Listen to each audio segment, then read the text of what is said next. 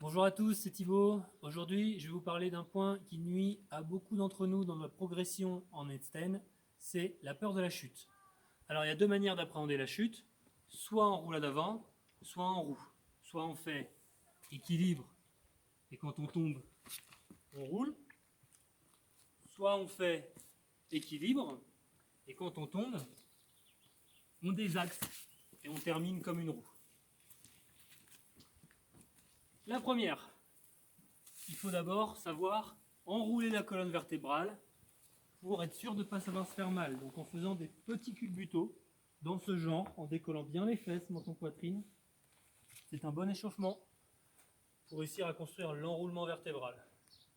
Une fois qu'on sait faire ça, on vérifie qu'on sait faire une petite roulade avant. On pose ses mains devant les jambes.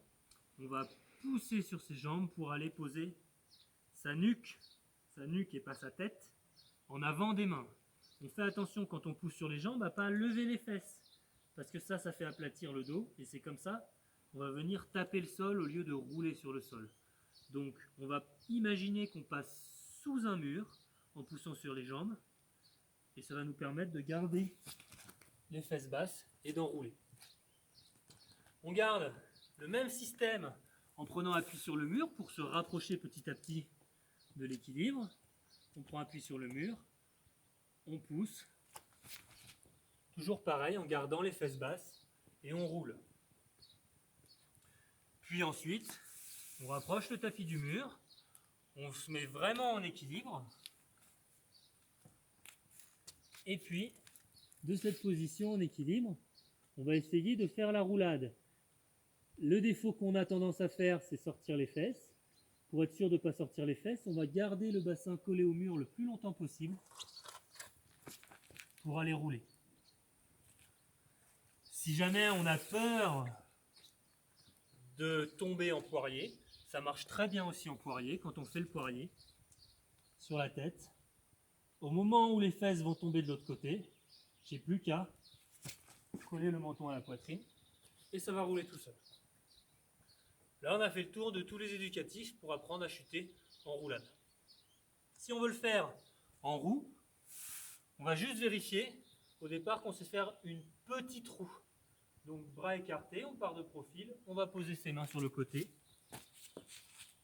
et on essaye de faire atterrir jambes simultanées. Alternative, pardon.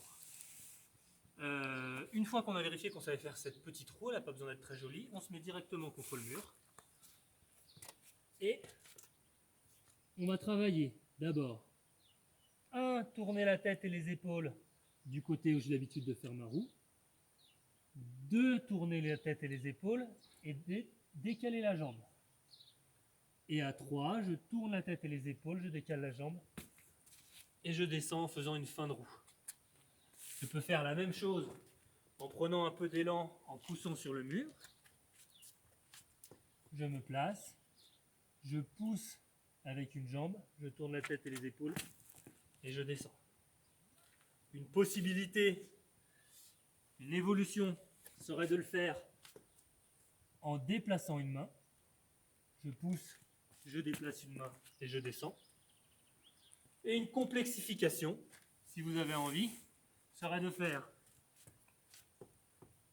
je pousse sur le mur, je marche et je descends en roue. Et avec ça, vous avez vos éducatifs pour chuter en roue. J'espère que ça vous aidera. Bonne journée.